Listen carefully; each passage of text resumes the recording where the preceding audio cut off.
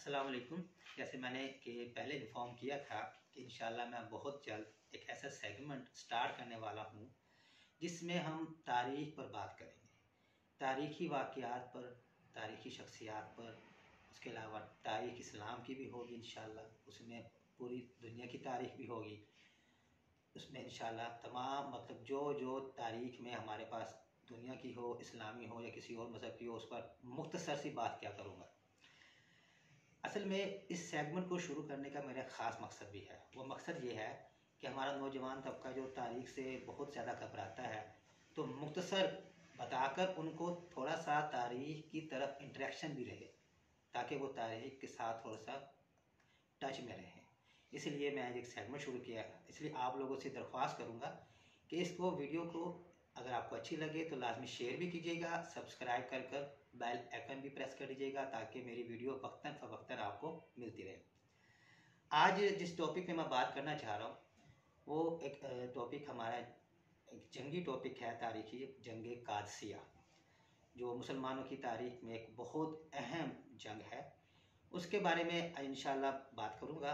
तो उससे पहले मैं आपको पिछला बैकग्राउंड बता देता हूँ कि रसूल पाक सल्लल्लाहु अलैहि वसल्लम ने जब दूसरे बादशाहों को अपने ख़त भेजे कि वो इस्लाम कबूल करें, ऐसा ही एक ख़त हज़रत अब्दुल्ला बिन हज़ाफ़ा रज़ी अल्लाह ताला अन्हा के हाथों शाह ईरान, जो उस टाइम खुसरो परवेज़ था, उसके पास भेजा।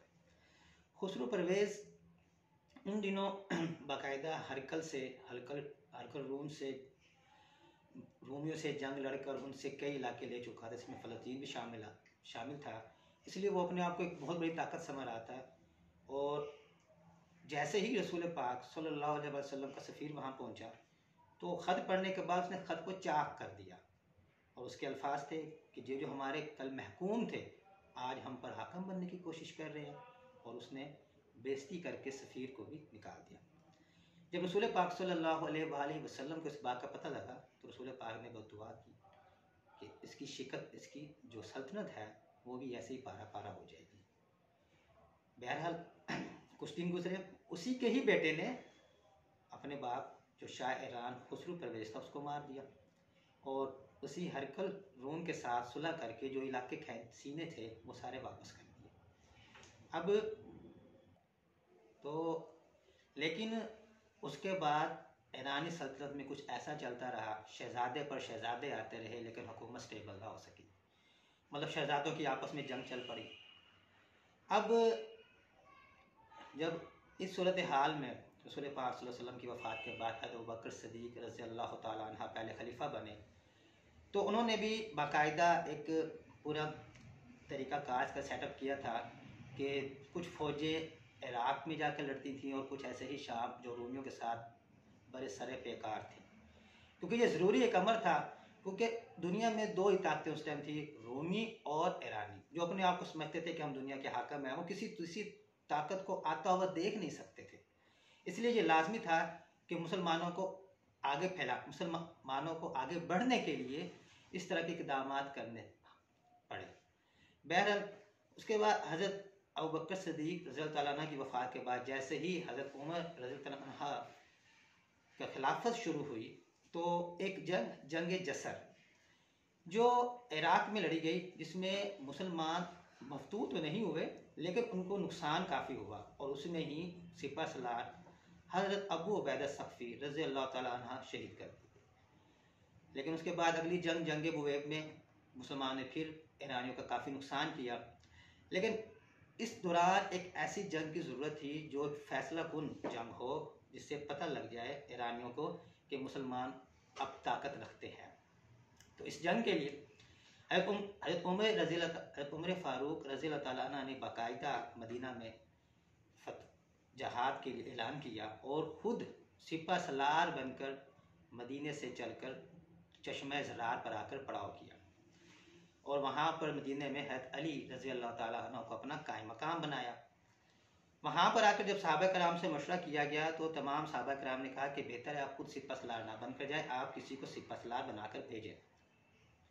तो आखिरकार काफ़ी बहस मुबाहिसे के बाद हज़रत साद बिन वक़ास रज़ी अल्लाह ताला अन्हा को सिपह सलारी सौंपी गई कि वो जाएं और इराक़ में एक फ़ैसला कुन जंग करें।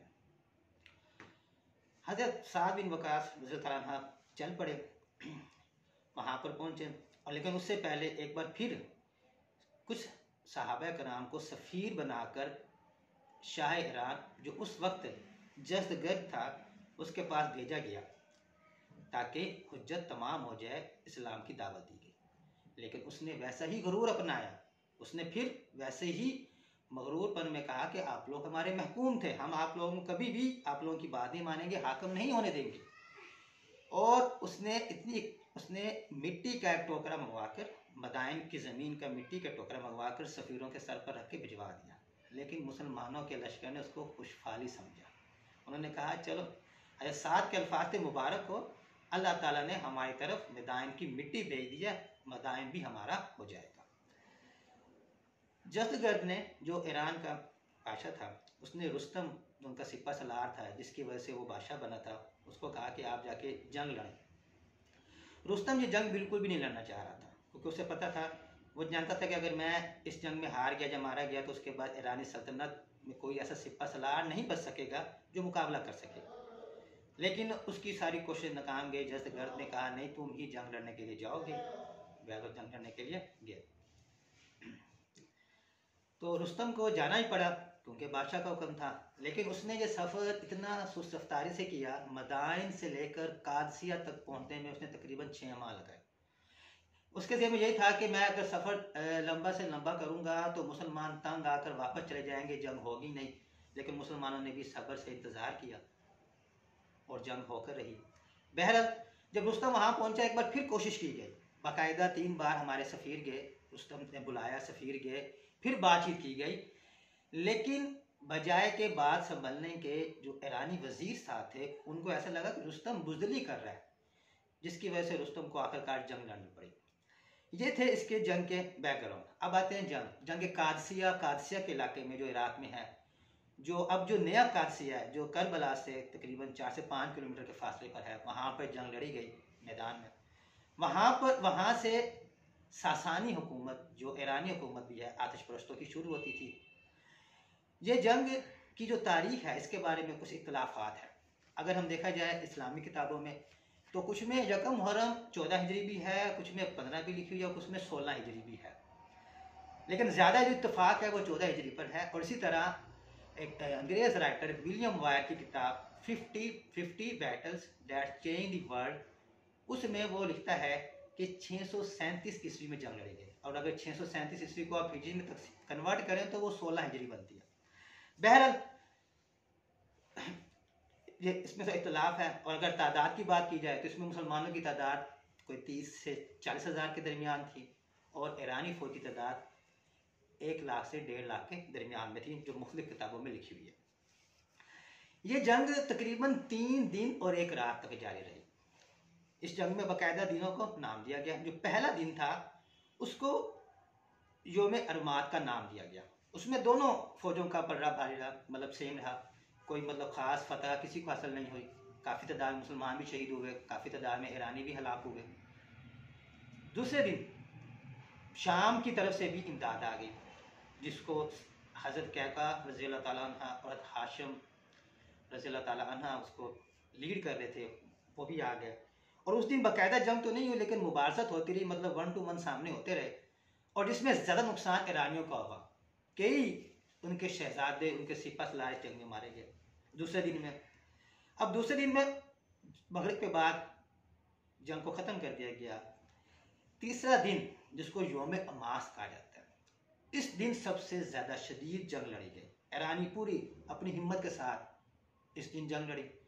इस दिन जो मुसलमानों को एक प्रॉब्लम सबसे ज़्यादा फेस करना पड़ा शुरू में, वो ये था कि ईरानियों के पास हाथी थे और वो हाथी को देखकर, काले हाथी को देखकर जो अरबी घोड़े थे वो बदक जाते थे, डर जाते थे।